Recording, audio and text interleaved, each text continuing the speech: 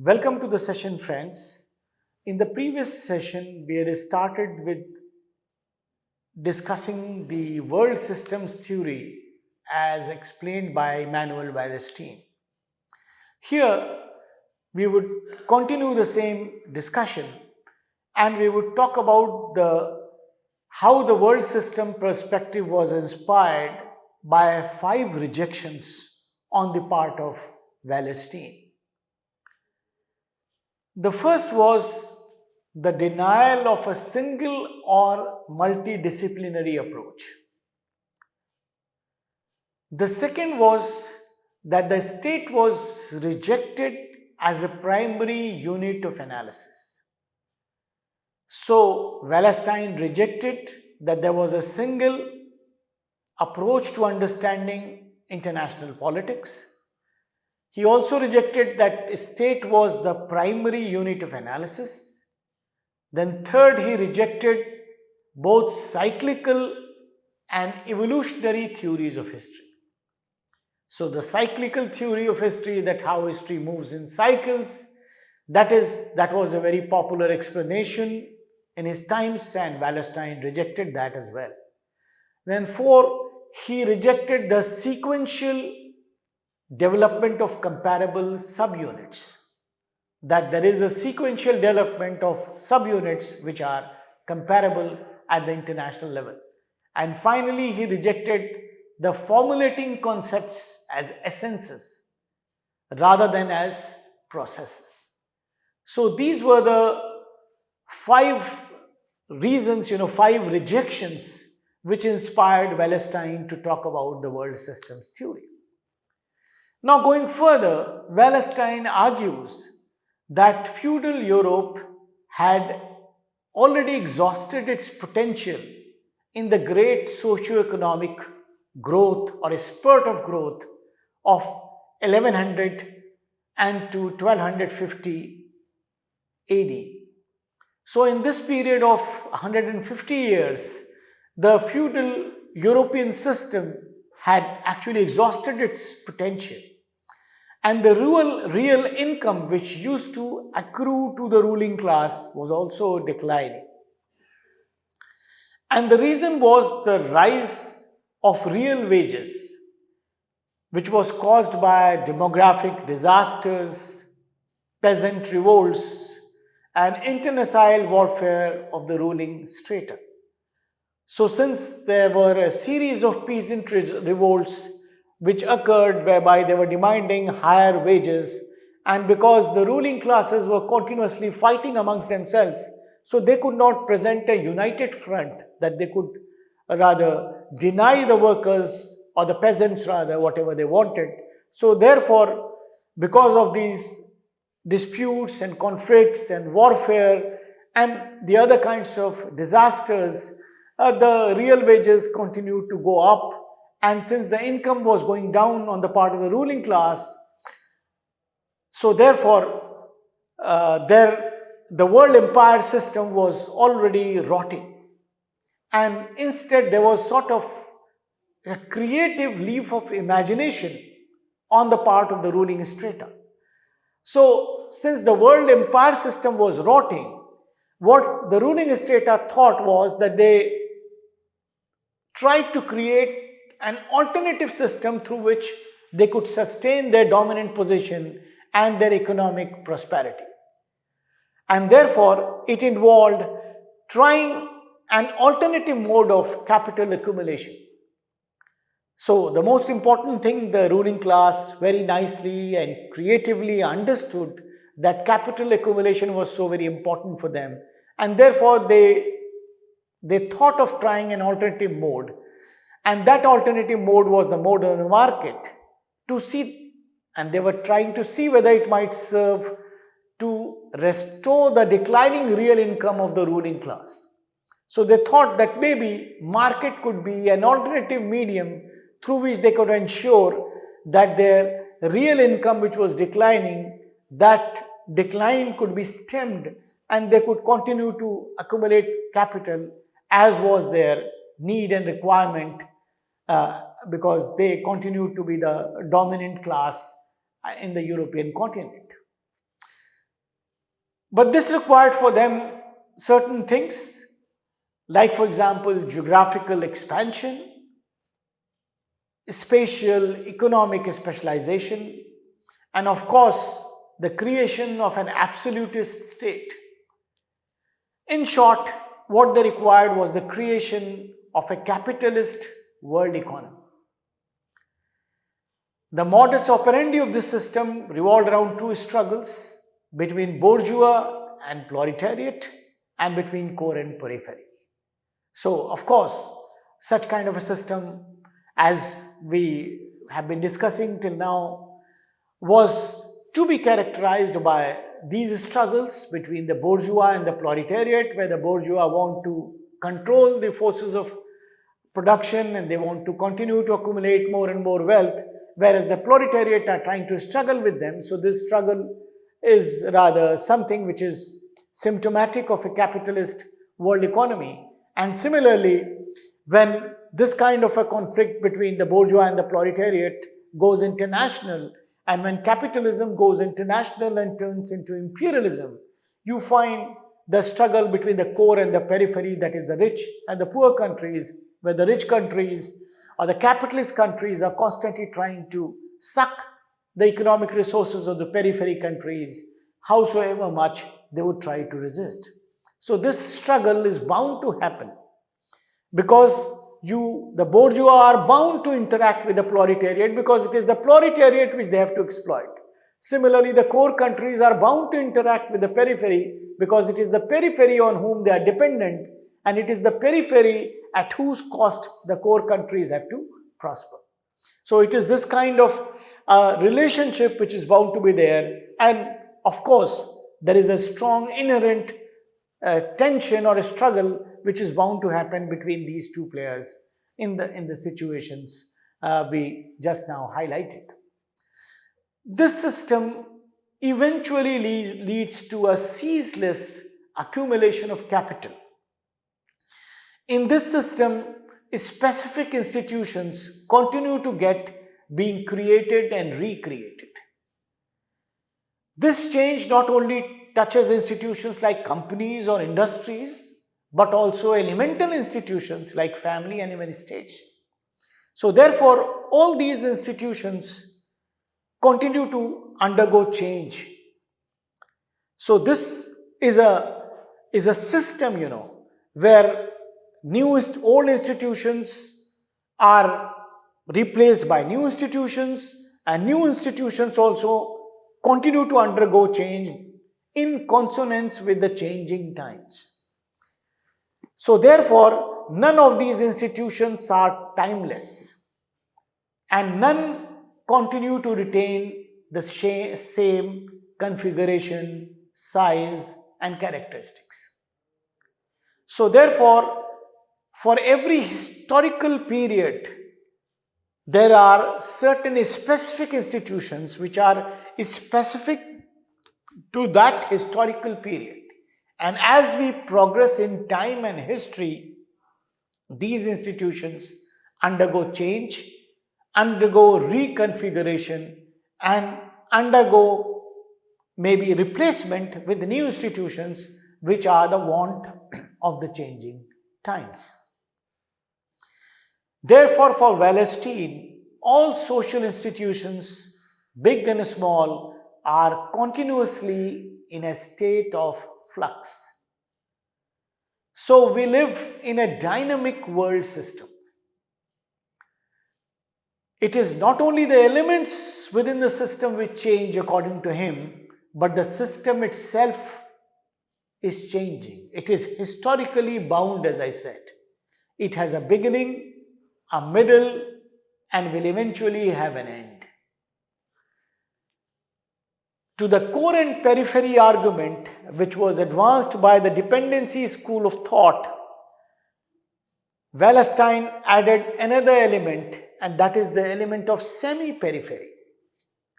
For Wallerstein, semi-periphery has an intermediate role in the world system, and it has elements of both core and periphery. It provides a source of labor and plays an important role in stabilizing the political structure of the world system.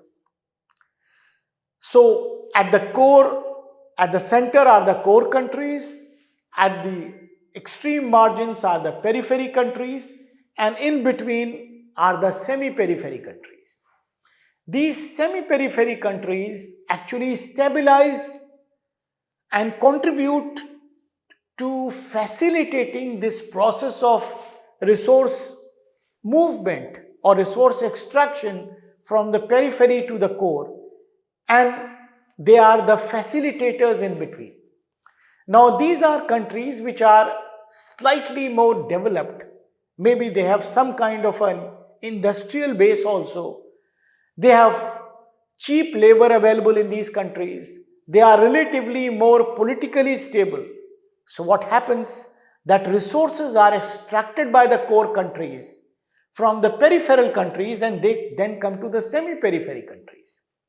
Now, semi-periphery countries play a very important role in purifying, processing these raw materials or resources which come in a raw form from the periphery countries, and to transforming them into finished products most of the times. Sometimes they are only used to provide labor, because labor in developed countries or core countries is very expensive. So if they were to extract this resource and take it directly to their own countries, like the Britishers used to do when they used to take cotton from India and take it directly to Britain, Manchester, and then turn it into clothes.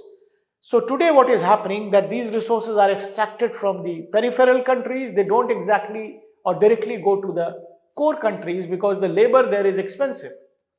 So if you were to convert those raw materials into products, it would entail more costs, and the cost of production will be more. But the capitalists here sitting in the core countries do not want to spend that much on that particular raw material. Rather, they want to always reduce the costs and increase the profits, and rightly so. So what happens, that these raw materials are shipped to the periphery countries where the labor is cheap, where there are no minimum wage laws, where there's a lot of exploitation. Sometimes it is even bonded labor, sometimes it is forced labor, and all kinds of things are done to get the labor at the cheapest possible rates. And therefore what happens, that the cost of production is reduced considerably. So the raw material is extracted from the core periphery countries, they come to the semi-periphery countries process those resources, and then they go on to be sold in the markets of the world. Sometimes it happens that if the role of some kind of an industry is to be there, then that manufacturing also takes place in these semi-periphery countries, because the cost of manufacturing also, because of the higher cost of labor in the developed countries, is high. So therefore what they would do is that they would ensure that the production also takes place, or a major part of production. Maybe if the whole product is not made in the semi-periphery country, it is partially made here, and eventually it is shipped to some other country where it is finally manufactured, and then there is another game which plays out, how and in which country that product is eventually stated to have been made, to ensure that the multinational corporation pays the minimum tax, because they would eventually show that this product was finally manufactured in country A, because country A would have the most favorable taxation system, and the global giant would ensure that that product eventually comes to be manufactured in that country. But anyway, this semi-periphery country continues to play a very important stabilizing role in this system, and facilitating the fullest advantage which has to accrue eventually to the core country or the multinational corporation sitting in that core country. So therefore, the semi-periphery plays a very important role in this whole structure of the world system. And this is what has been added to the dependency theory explanations by Immanuel Wallerstein, when he talks about the important and very significant intermediary role of the semi-periphery in this whole rather structure of exploitation and extraction of resources from the periphery to the core. The semi-periphery countries are sometimes given a share of the surplus. So whatever surplus is coming in, some portion sometimes even goes to the semi-periphery countries to prevent any kind of a revolt, so that people in that semi-periphery country do not revolt against a system where they are being used as instruments, but no benefits are accruing to them. So sometimes some share of that surplus is also shared with that semi-periphery country by the core countries, but they are denied political rights to make them constantly vulnerable to confiscatory measures whenever their economic profits become sufficiently swollen, so that they might begin to create for themselves economic might. So therefore, the basic mechanism is that efforts are made to ensure that these countries, which are the semi-periphery countries, do not get too much of advantage out of the economic activity which is being carried out in their countries. So they are only given some crumbs, but they are not allowed to develop their own economic might to the extent that in the times to come they might try to play the role of a core country, and they might try to see that capital accumulation starts taking place in their own country. So they are not allowed to go beyond a certain point. So it is a kind of world system where roles are very specifically and very carefully defined, where the periphery countries have certain roles, where they have enclaves from where those resources are extracted, and those enclaves are developed in a manner with the collusion of the ruling elite in those countries, that they facilitate the extraction of resources from these countries onto the semi-periphery countries, and that is the first station where those resources, raw resources, are further purified or further rather taken to factories or industries and developed to a point to which the core countries and their multinational corporations would want them to develop, and then they eventually are shipped to the core countries, or the profits would eventually of course go to the core countries. So the capital accumulation of any kind would not happen in the semi-periphery countries, that is ensured, although they might sometimes get a small share of the surplus to ensure that they are benefiting from the kind of economic activity which they are performing, and therefore the people in those countries would rather be able to be satisfied that their resources, or whatever resources they need to get, they are available to them. So therefore, the semi-periphery countries who are getting some advantage out of it, that the basic intention of the core countries is that uh, they actually are using the advantage as a political device to stop polarization. So therefore, it is not an economic necessity, but they are just trying to ensure that these semi-periphery countries continue to play the roles which they are basically designed to promote. So ironically speaking, the semi-periphery countries come out to be both exploiter and exploited. They are exploiters probably of the periphery countries from where resources are extracted, and they get the chance to further process these resources and rather work on them, or maybe sometimes some industrial intervention is done on their part. But later on, they are themselves exploited by the core countries who are at the top of the hierarchy, because the main extraction eventually has to stop or has to go to that top level with the core countries. So the semi-periphery countries, which are in between, located in this three-tier system, at one level they are exploiters, but at the other level they eventually come out to be exploited. So this is a system which has been well entrenched in the world system of today, which is underlined by capitalism. And it is not that countries of the global south or countries which are at the margins, that is periphery countries or semi-periphery countries, do not understand this, the way these things are operating. But the system is so structured that these countries do not have much of a choice. In the periphery countries, most of the times, it is the ruling elite who have got a reciprocal relationship most of the times with their erstwhile colonial powers, or maybe with new powers or new forces of new colonialism, and they are enriched at the individual level or at the familial level by this process of resource extraction in their own countries. So when resources of their own countries are getting extracted, these ruling elites or families or military dictatorships which are controlling their respective countries, they are sustained in power by the forces of global capital, many a time the erstwhile colonial powers or other strong multinational forces which sustain them in power, and they know that if they are not going to do their bidding, they might not remain in power.